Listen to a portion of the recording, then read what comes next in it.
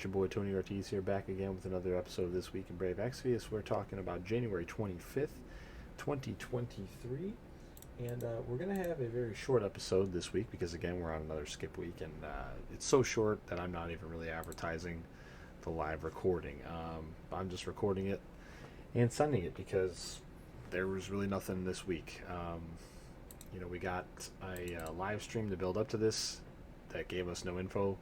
We got the info dump a couple days before it went live. It went live, and there was really nothing in it except for Clash of Wills. So we'll just talk about the unit, the Clash, and the other miscellaneous stuff.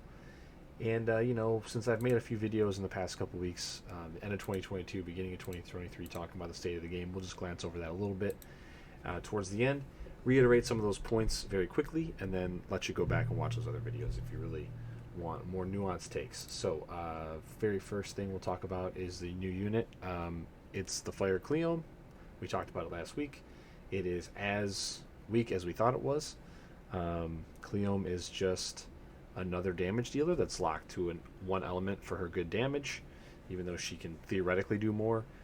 She's given some support skills that don't really do supporting for your party members. She is Lilith with the buffer tag, whereas Lilith has the tank tag, and neither one of them is very good at doing that secondary tag. They do their damage, which is better than average for their price tag.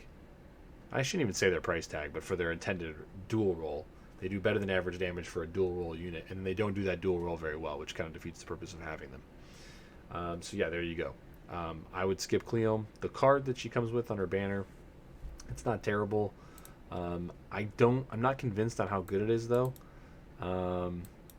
So there's actually a bug in game where you can't actually see what it does. Where is it the top one? Oh, this is the news for the next week. Sorry. Where is it here? Here it is. Okay, so this card here, you can't actually view it in game if you don't have it because there's a bug with the turn-in display and the card log display. So you can only see this properly if you actually have the card and equip it to somebody, or are looking at it on your list of cards. So the main thing we needed to know about the skill in the middle is how many turns does this last, and what's the cooldown situation on turn 1. So it is available turn 1. So it's a 10-turn cooldown available on turn 1. It lasts for 4 turns. But keep in mind this is for caster only. It says that right here at the bottom. You get extra killers on the bottom here as well. Physical and magic damage, 50% to 4 different families, and aquatic is one of them, which is one of the more rare things. Humans, dragons, and stone are probably like 3 of the 5 really common ones. Plant is rare, aquatic is rare, and what's the other one? Well, I was gonna say Reaper, but there's a lot of Reaper killer now. Plant is very common. Dragon is very common. Demon is very common. Beast is very common. Stone is way more common than it used to be. They've kind of like rectified that. Yeah, I guess just plant and aquatic are the only rarer killers now. So having aquatic killer on here is good. Having 50% LB damage is on here is good. Magic 100% doesn't really mean anything. 130 of the main stat. Extra HP is cool. Extra MP is cool. Extra stats are cool. And it's great art. It's awesome art because I like Ling personally as a unit. I think she's cool. I'd like to have this, but I'm definitely not going to pull on this banner to get it. This is definitely a card where you're absolutely, if you have a good account right now and that's in a good place and you can do most things without too much trouble, December Clash of Wills excluded, you don't need this card, I don't think. It can get power crept very quickly. All they have to do is make a unit that does this support, that like has decent killer buffs to these. 2 of them on any unit will make that unit basically by default better, and then they could come back and do another unit that has the other 2, and this is just a total waste. So this one's one of those ones where it's like Dazzling Demoness level, absolutely not. Serviceable level, pretty good. Yeah, like think back to the the Greatsword Imperiling card. Before we had Greatsword Imperils on units, that card was incredible. As soon as we got Weapon Imperils on units, that card was absolutely useless. And I think this might be the same thing. Stone is already covered by Sylvie. There's some good human support already in the game. Um, Dragons, I think Wilk has dragons, and maybe somebody else might have dragons. Not great aquatic support. Or wait, no, does Roberta have? Roberta has both of these, doesn't she?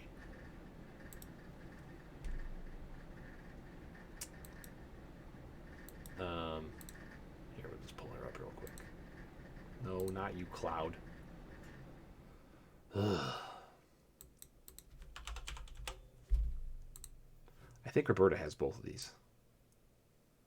Yeah, so Roberta has. Okay, Roberta has 3 of these 4, and there's good human killer on a few different units. Oh yeah, insect was the other one. So bug, aquatic, and plant are pretty rare in terms of materia or like external gear for giving you killers. But Sylvie covers insect and stone. Roberta covers insect and stone. You know, so like Roberta covers all these things. So I would actually just probably look at like if you don't have Roberta, maybe save your next select ticket for Roberta. It doesn't seem like they're going to price her out of support. In fact, Roberta was the MVP for this Clash of Wills for a lot of us, especially people who did not pull in the new unit. I mean, even people who did pull in the new unit, Roberta was just hands down great support, good chaining. She's almost a year old now, and yeah, I just couldn't tell you to pull on this unit or for the card. They're just not good enough.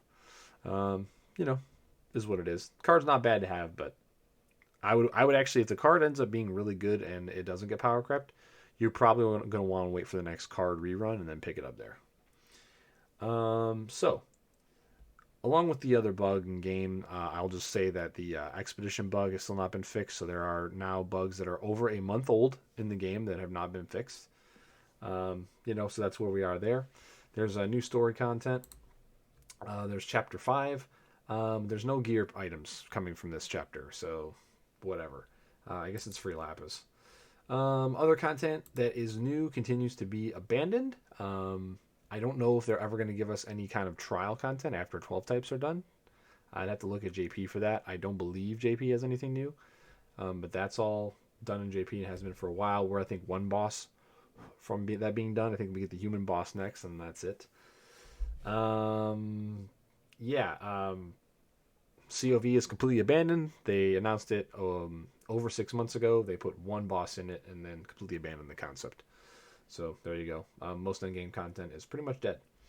DVs, they're not even changing anymore to let you bring your favorite units to the last boss. You're locked in, like you would be on JP. I think that's a fundamental design decision too, because Dark Visions is not our end-game content in Global. The Clash of Wills is our end-game content. So like, opening up DV to every element on the last boss was a good idea because it encourages people to pull for mediocre units, knowing that they can bring them to a DV in a place where they'll actually have some use. Whereas now, if you pull on a mediocre unit, or you want to pull on a mediocre unit, you have to go and check the DV chart and make sure you see what elements are coming up. So like Yuffie, for example. If you wanted to pull on Yuffie in EX2 Yuffie, you have no Earth DVs coming up for over 6 months. So it just, it's really just an appeal to like the aesthetic of the unit alone for spending money, which is just kind of like a ridiculous ask in this, especially in this state of affairs that we're in with our market and everything the way it is. But I don't know, what are you gonna do? News for tomorrow: no buffs to Final Fantasy V. Par for the course. They're effectively unusable in all content. Which is sad because they're fun, cool-looking units, and Final Fantasy V is a good game. So yeah, they're going to give us some more farming, which they gave us, this week as well. It's a weird place where they keep adding farming and stuff that people don't want to do to the game, and we have whole months where we get like a DV and Clash Wills, and then that's all there is to do. You can clear most of it in a day. And there's like virtually no incentive for re-clearing any of it, and not like I don't want farming for DV or farming for Clash of Wills outside of getting a good score, but the little items that they give you here that you have in your little item pool down, is it at the bottom here? Yeah, like the rewards or whatever. I'm not saying that like I want a total reward mechanic because that means you have to farm it all the time, but I think there might be some things that they could do by like adding fun objectives that are not just like, you know, boost to the boss. Maybe like um, try clearing it with all three of the main elements that it's weak to.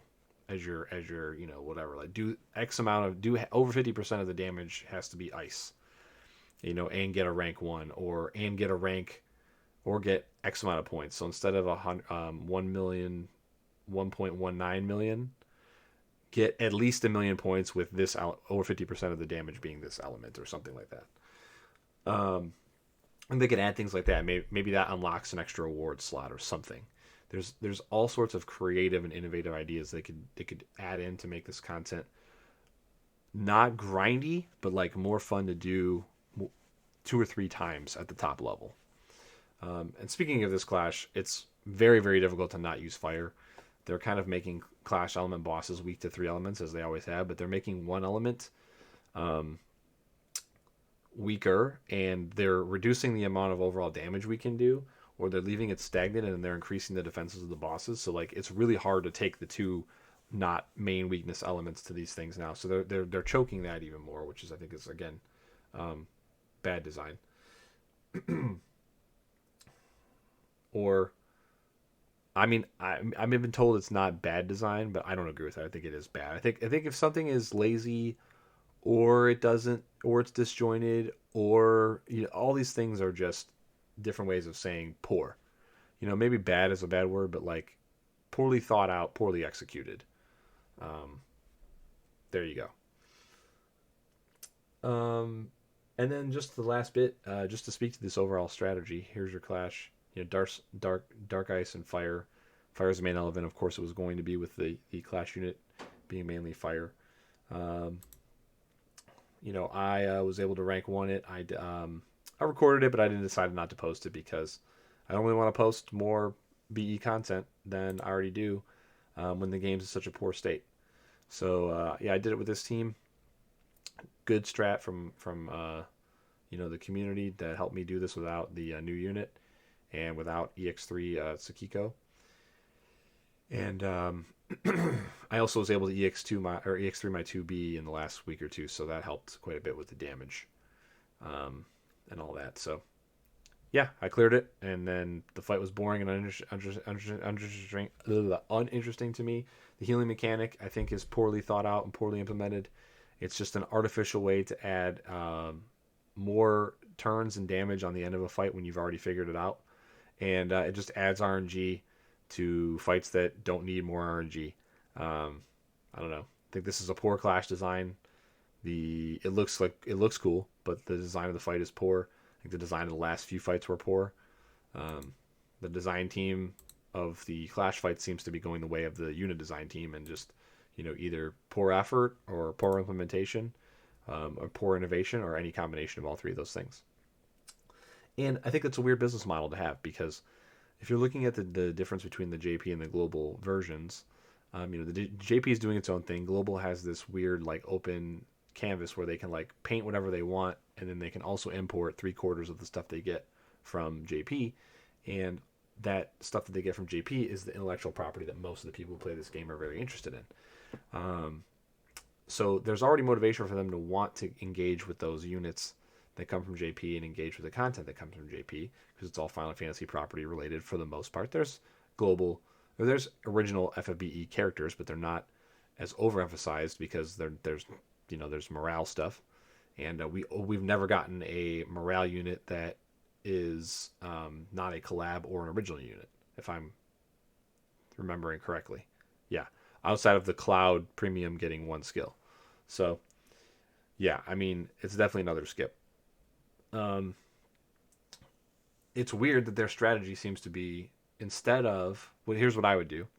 I would make good global units, I would make good global content, and I would buff the JP units when they come to global, so that people want to pull on all the units. So, actually deciding on what to pull is even more difficult of a decision because everything's good and it can be used in multiple places. But you're also not punishing anyone from not pulling all the time, so that way they don't get discouraged and not spend any money because they can't keep up. I think that's a pretty easy fix. That would generate more revenue, which in turn generates more profit. Now, is it more work? Yes. But, presumably if you're generating revenue and profit, you can afford to pay people to do the extra work. And then that extra work comes through in the quality, and then, the quality of the product earns you more revenue and so on. That should be the normal business operations of any business that creates a product.